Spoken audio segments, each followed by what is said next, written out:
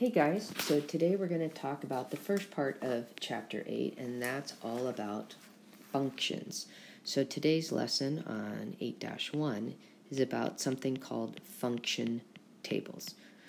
So again, we're going to start with a bunch of vocabulary because if you don't understand the words, then you don't understand what I'm talking about.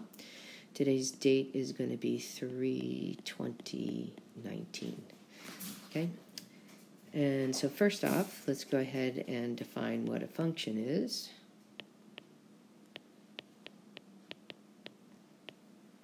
And a function is a relationship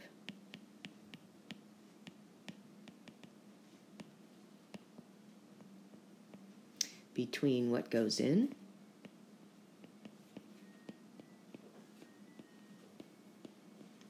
and what comes out.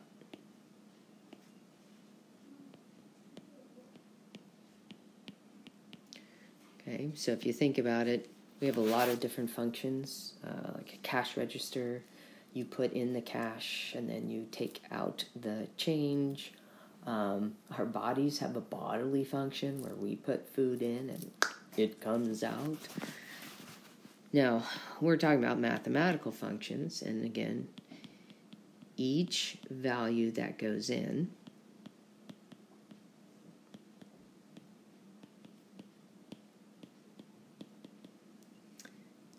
has exactly one value that comes out.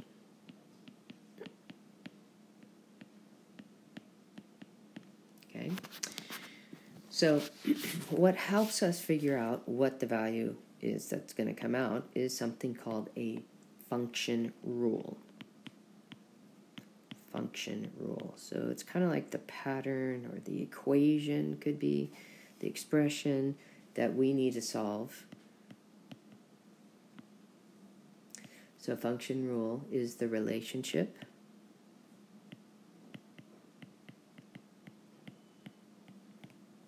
between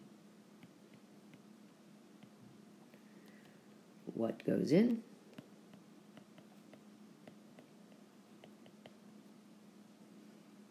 and what comes out.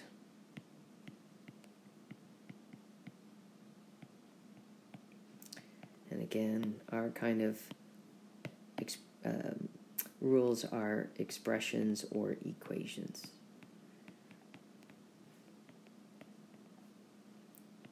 So we pick a value to substitute in for the x, and out comes an answer. Okay? Now, we keep talking about what goes in and what comes out. Well, we have words for those, and they are going to be input. It's the first one, and I'm sure you could try to figure out that means what was put in. Get that? So that's the number, or let's say the number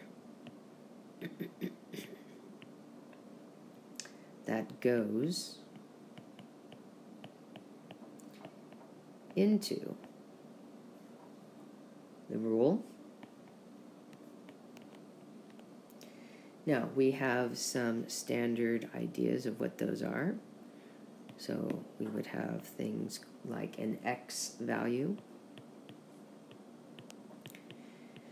And because I'm the one who's going to choose the values that go in, they are called independent. Independent variable. Now you're going to be hearing these words for many, many years. And you, that's the whole reason why it's independent, you choose this value. Okay? And then what comes out, yep, is going to be output.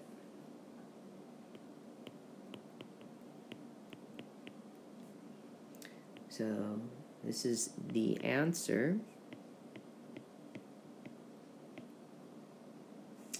You get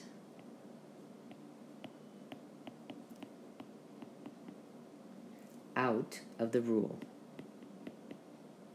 So when I plug X value in, the number I get out is called the output. Now, some other names that we use for him are the Y value and the value for the output depends upon what we put in, so he's called the dependent variable.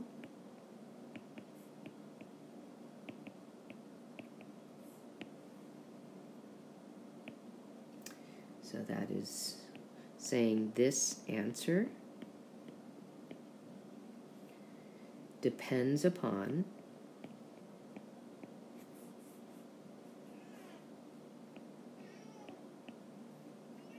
what you put into the rule.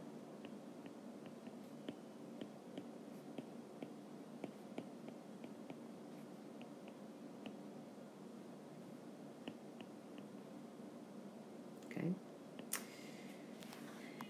Now, we also have something called a function table. Now, I don't know if you can hear it, but my crabby kitty is making noise. Silly cat. And that's what we're going to be practicing with our function tables. So what is a function table? Ooh, that was a terrible line. Try that again. It's simply a way to organize the input value, the function rule,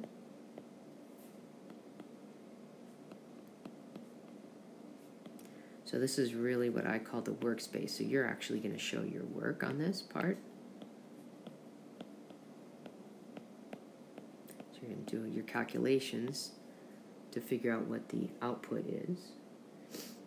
Okay, and then the output.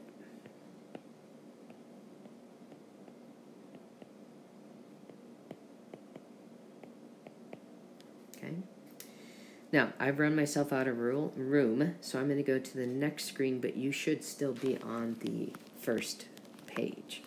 All right, remember, pause as you need to. Okay, so just a couple of basics before we do practice. You may be given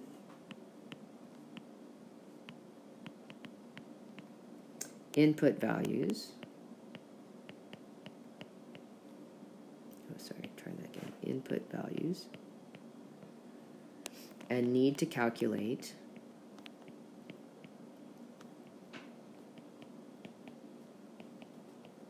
output values.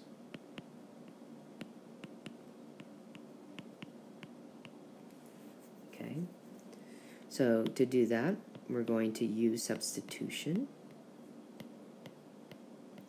Remember, this fancy way of saying replacing.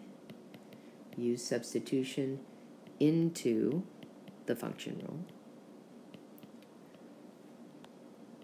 So we're going to take those input values and substitute them into the function rule. Or we may have another scenario that happens, and you may be given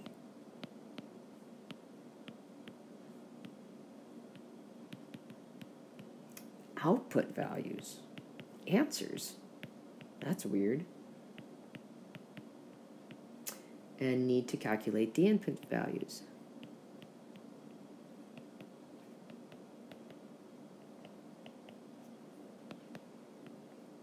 The input values. So basically, we're going to use a strategy that's called working backwards. So we're going to work backwards. Oh, backwards. That doesn't make sense. Backwards. That's better. By doing the inverse. That's why we learned about inverse operations. Of the math in the rule.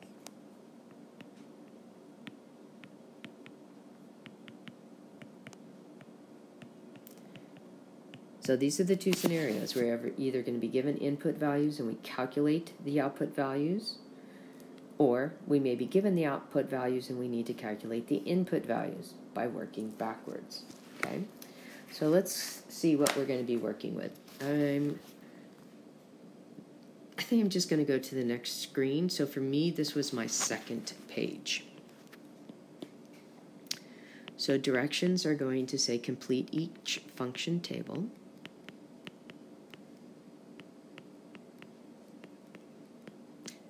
So what's given is going to be in black, and then we're going to apply to the rule and get out a different value, and we'll calculate that, and that'll be a different color. So complete each function table. So the first one says the output is 7 more than the input. So this sounds like a regular translation we're going to do, okay? So our table looks like this. It's going to have an X, so a column of numbers we're putting in. It's going to have the equation, so we're going to translate this. So let's think, what do we get? The output is 7 more than the input. So remember what we said? X represents the input, and after we do all this work, we're going to get the answer, which is going to be Y, which is called the output.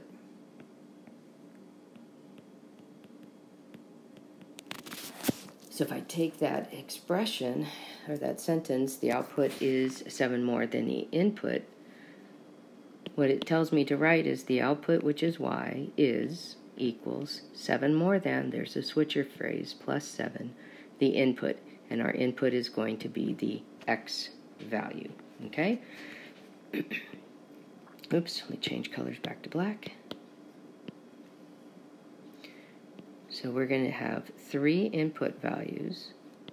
We're going to put the rule in the middle, and this is where I'm going to do my calculations, okay?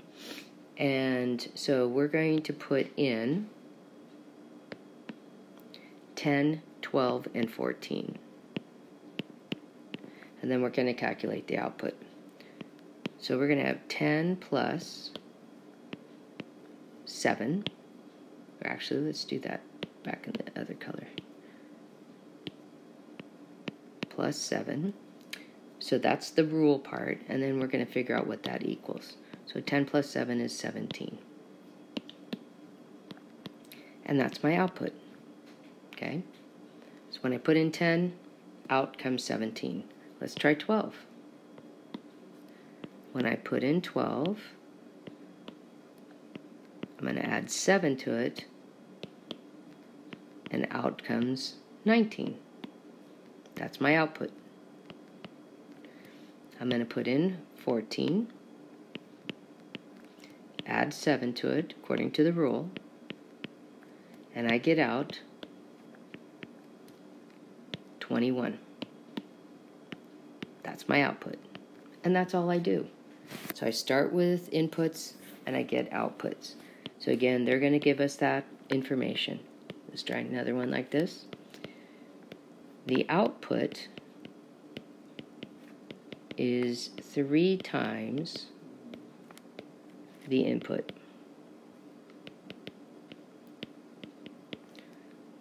So I'm going to get my table going.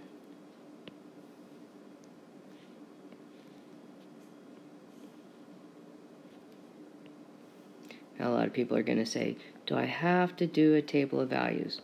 Again, the sooner we learn these ideas, the better. Okay? Why? In fact, actually, I'm going to change this a little bit. Let's change this up. We're going to write the word input in this one, and then X in parentheses. Then we'll have our rule.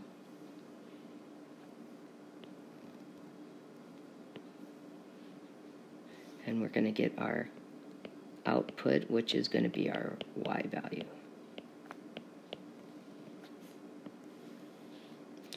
So So again, tables are very useful tools that we'll be using. All right, so let's see if we can figure this out. The output, y, is equals 3 times the input. So we get y equals 3x.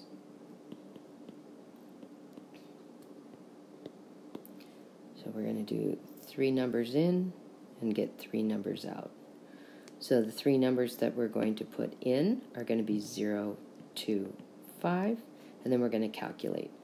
So this says we're going to take 3 and we're going to multiply it by our input value. First one is 0, and the answer we get is going to be 0. So when we put in 3 to this equation, we get out 0. When we put in 0, we get out 0. All right, let's try 2. And then, oops, sorry, wrong color. 3 times 2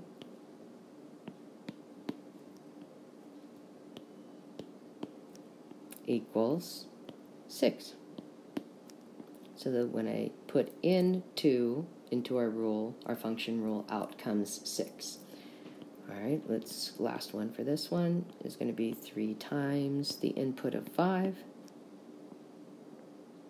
is going to equal an output of 15.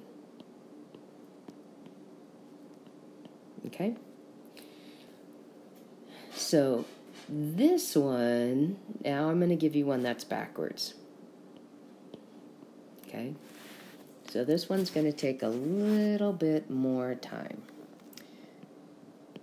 So we've got an input x.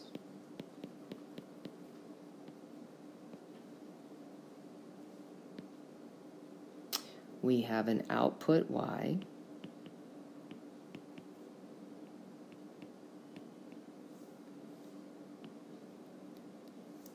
And then we're going to have a rule. Now, the rule is going to be given to us, and the rule is going to be 2x minus 1.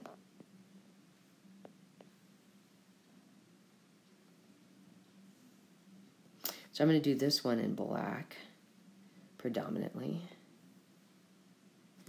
And we have 3 outputs.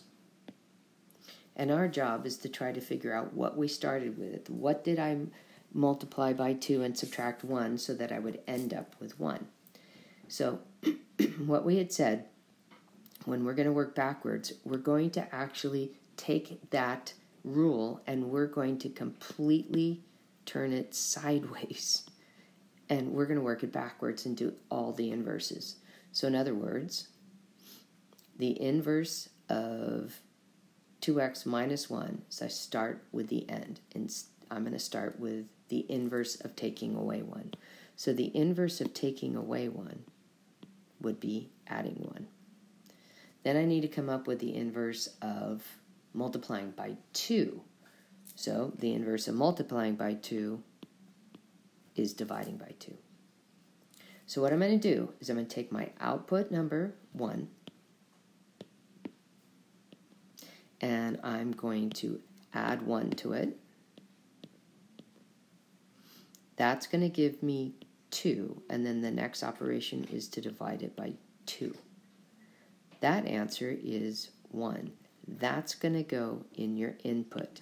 And so our input was 1 when my output was 2. Pretty cool, huh? So we're going to try it again, this time with the 3. So we're going to start with 3, and we're going to work backwards because the result of 2x minus 1 is 3. So let's see. So the first thing we're going to do is add 1 to it. 3 plus 1 is 4. Second thing we're going to do is divide by 2. 4 divided by 2 is 2. And then that answer is going to go into the input column, 2. All right, we got one more try. We're going to end with 5. So we're going to have to do the inverse operations, starting with adding 1 to it, which gives me 6. Divide by 2, which equals 3. And that's going to be my final input. Now, we can test to make sure that these work. Okay? So how do we test? Well, is 2 times 1 minus 1, what does that give us? Well, we get 2 minus 1, which equals 1. That's what it says it's supposed to be. Check. How about 2 times 2 minus 1? Well, that's going to give me 4 minus 1, which equals 3, and that's the output. Check. 2 times 3 minus 1 is 6, minus 1 is 5, and that's what the output was. Check. So it all worked out. So just a little note here. We're going to do the opposite of the order of operations.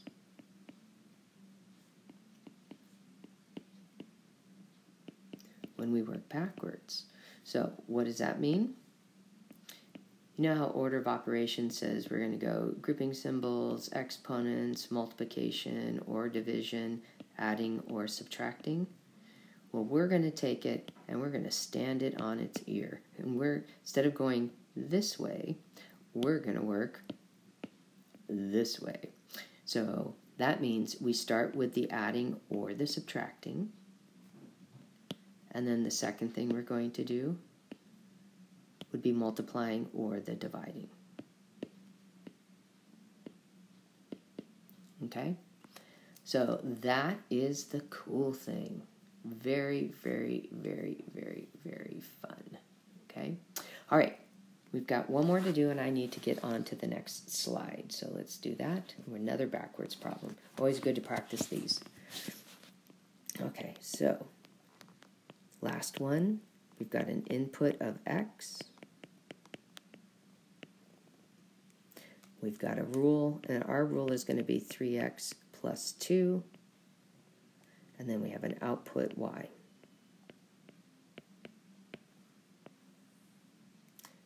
Box it all in.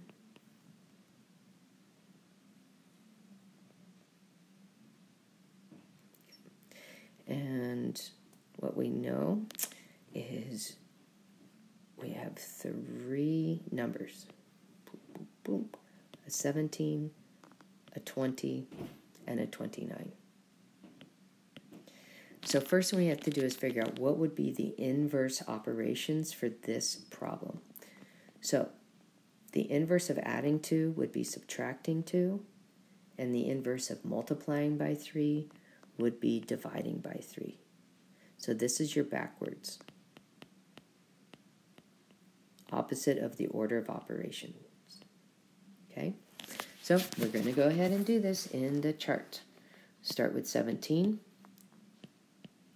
We're going to start by subtracting 2, which gives me 15, and then dividing that answer by 3. And that gives me 5. So that's what goes over here for my input. So when I put in 5, I get out 17. Okay? Try 20. So we're going to start by the opposite would be to subtract 2, which equals 18, and then divide by 3, which equals 6. So that's going to go over here, and we get a 6. And then we're going to take 29.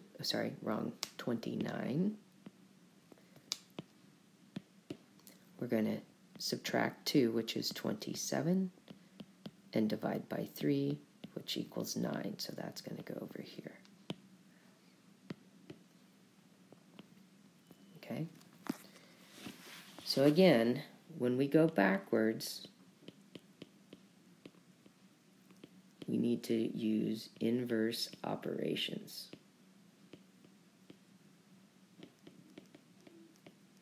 Now we can quickly check going forward if our math makes sense. So if I do 3 times 5 plus 2, let's see, what do I get? I get 15 plus 2, which equals 17, and that's what the output should be. So input of 6, 3 times 6 plus 2 equals 18 plus 2, and that equals 20. Check. 3 times 9, that plus 2, that's going to give me 27 plus 2 equals 29. That's what I'm supposed to get. Check. There you go. Good luck with this, guys.